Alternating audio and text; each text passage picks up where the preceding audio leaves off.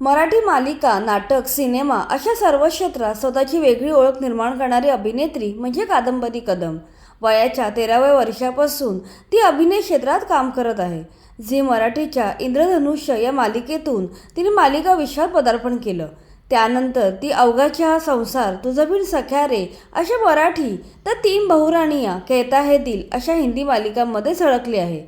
याशिवाय तिने ही पोरगी कोणाची, क्षणभर विश्रांती, मंगलाष्टका वन्स मोर, पटलं तर घ्या, तुला शिकवीन चांगला धडा अशा सिनेमांमध्ये तिने काम केलं आहे। सध्या तिच्या चार चौघी या गाजलेल्या नाटकाचे सगळीकडे जोरदार प्रयोग चालू आहेत। तुम्हाला हे ऐकून आश्चर्य वाटेल की तिच्याप्रमाणे तिचे पती देखील मनोरंजन विश्वात कार्यरत आहेत। तिने 2016 साली सिनेमॅटोग्राफर आणि दिग्दर्शक अविनाश अरुण यांच्याशी लग्न केलं। अविनाश अरुण हे मूळचे पुण्याचे असून ते सुरुवातीला फोटोग्राफर म्हणून काम करत होते। पुढे त्यांनी देवराई चित्रपटात सेटिंग बॉय म्हणून काम केलं।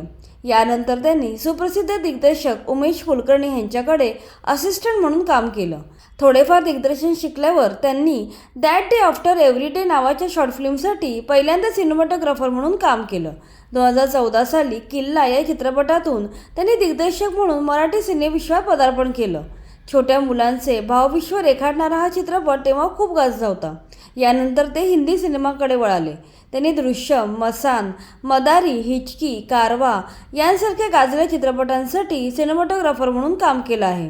काही वर्ष सिनेमॅटोग्राफर म्हणून काम केल्यावर पुन्हा ते दिग्दर्शनाकडे वळाले। त्यांनी 2020 साली आलेली पाताळ लोक ही वेबसिरीज दिग्दर्शित केली।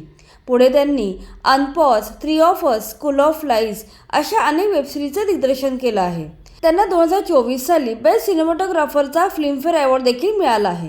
सध्या अविनाश अरुण हे मराठी आणि हिंदी मनोरंजन विश्वात टॅलेंटेड दिग्दर्शक आणि सिनेमॅटोग्राफर म्हणून प्रसिद्ध आहेत। अशा प्रकारे कादंबरी कदम हिच्याप्रमाणेच तिचे पती देखील मनोरंजन क्षेत्रात आपला वेगळा ठसा उमटवत आहेत।